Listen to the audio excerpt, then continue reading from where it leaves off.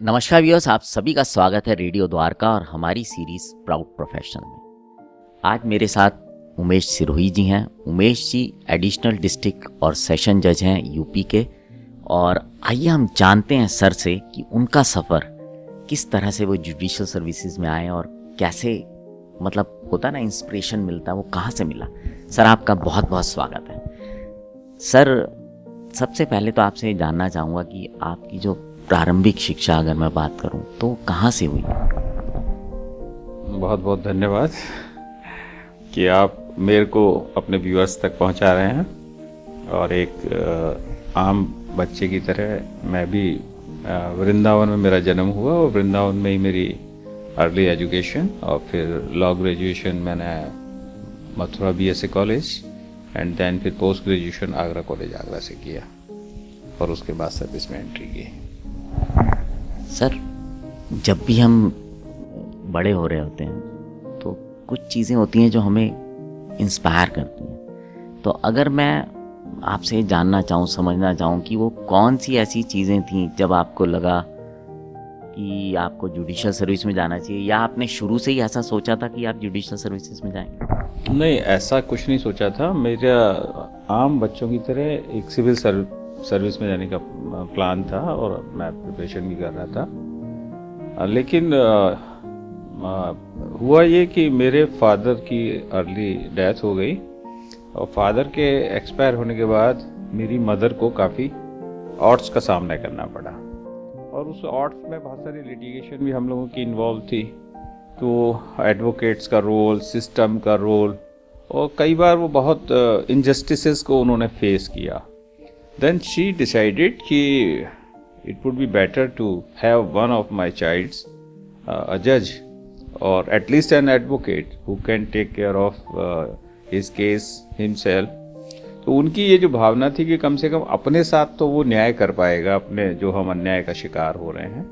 तो उस भावना ने मुझे लॉ की तरफ प्रेरित किया। अदरवाइज मैं तो एमएससी फिजिक्स में पढ़ाई कर रहा था और उस समय मेरिट पे एडमिशन्स होते थे एमएससी में। तो जब मैं एमएससी फिजिक्स माँ की इच्छा पे छोड़ के लॉ में गया, I do remember the very first day of my law class, जब हमारे प्रोफेसर एसपी मंगला साहब थे। उन्होंने कहा, अरे तुम लोगों को कुछ और नहीं मिला करने को, लॉ करने चले आए। तो मैं बड़ा हताश हुआ कि ये इतनी खराब चीज़ है क्या कि कुछ नहीं मिला करने को। लेकिन धीमे धीमे लॉ को जब पढ़े समझे तो देखा कि न केवल आप अपने साथ अन्याय होने से रोक देते हैं, न्याय पाते हैं, बल्कि आप दूसरों का सहारा बनते हैं। और बस जज बनने का नहीं सोचा, बस एग्जाम्स हुए, अपीयर हो गए, जज बन गए। अच्छा सर, एक चीज़ मैं समझना चाहूँगा कि जनरली आजकल होता है, लोग कहते हैं हम एक ही स्ट्रीम में चल रहे हैं। आपने तो टोटली चेंज कर दिया अपना स्ट्रीम। तो अगर मैं बात करूं कि उस समय किस तरह से उन चीज़ों से एडजस्ट किया, बिकॉज टोटली डिफरेंट पढ़ाई है। नहीं, ऐसा कुछ नहीं था। I was good with my English language, तो वो मेरा एक प्लस पॉइंट था। और it was the pure respect for mother's wish. When mother wanted to see me in as a law graduate, as an advocate, or rather it might be in his it might be hidden in her mind that he would have wanted to see me as a judge. तो जब मुझे लगा कि ये मुझे यही field चाहती हैं, तो बस माँ की इच्छा के आगे मेरे लिए बाकी सब चीज़ें गौण थी। कितनी बड़ी बात है सर कि आप मतलब मदर की आपने जो इच्छा थी उसको इतना मतलब आप कह रहे हैं कि वो सबसे इम्पोर्टेंट वही थी। सर जब लॉ ग्रेजुएशन आपका कंप्लीट हो गया तो उसके बाद मतलब मैं ये कहूँ कि ये भी आपने कुछ सोचा था या all of a sudden paper आया और आप अपीयर हो गए? नहीं, ऐसा कुछ नहीं था। मैं तो सिविल सर्विसेज की प्रिपरेशन कर रहा था, यूपीएससी मेंस दे रहा था। और चूंकि लॉ के एग्जाम्स हो रहे थे जुडिशरी के, तो मैंने दिया। पर it was not well planned कि मुझे जज बनना है। मेरा पहला टारगेट सिविल सर्विसेज था। जब वो नहीं हो पाया तो मुझे जुडिशरी में मौका मिल गया। और जुडिशरी ज्वाइन करने के बाद मैंने पाया कि I was far and far ahead of the civil service. I am not criticizing any services. All services are good, but the respect you find, you get in the judicial system, that is unmatched, unparalleled. Sir, जब exam दिया होगा आपने, उसके बाद जब result आया होगा, तो जो मदर की क्या फीलिंग थी? क्या आप मुझे आपको आई एम श्योर याद होगा वो, क्योंकि वो ऐसे क्षण होते हैं जो इंसान कभी अपने जीवन में नहीं भूलता। ये आपने बड़ा पुराना वाकया याद दिला दिया। ऐसा हुआ कि मेरा परिणाम तो आया था गिरिराज जी में, मैं उस दिन था गोवर्धन में, गिरिराज जी की परिक्रमा में दे रहा था। मेरे एक वहाँ लोकल जज साहब जो मेरे मेंटर भी थे, उनके साथ परिक्रमा दी। सुबह सुबह रिजल्ट आया, तो उसके बाद फिर मैंने वृंदावन गया, मदर को बताया। तो मदर बड़ी भक्ति भाव में रहती थी, तो कहती हैं खुदा मेहरबान गधा पहलवान, ये तुम्हारा कुछ नहीं है, ये ईश्वर की कृपा है जो तुम एग्जाम क्वालिफाई कर गए हो, तुम जज बन गए हो, अपने को क्रेडिट मत दो। इतनी बड़ी शिक्षा, उन्होंने दो चीज़ें एक साथ आपको जो है ज्ञान दे दिया कि हम सब ईश्वर की उस पे चलता है।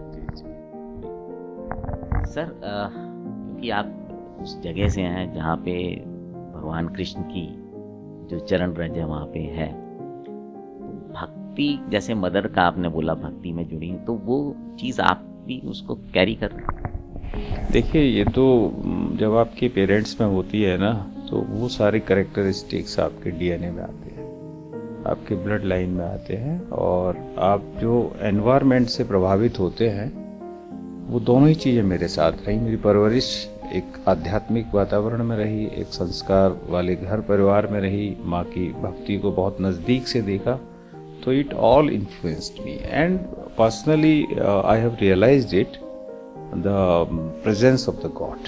It's a subject matter of the realization. I have so many times realized that God is there.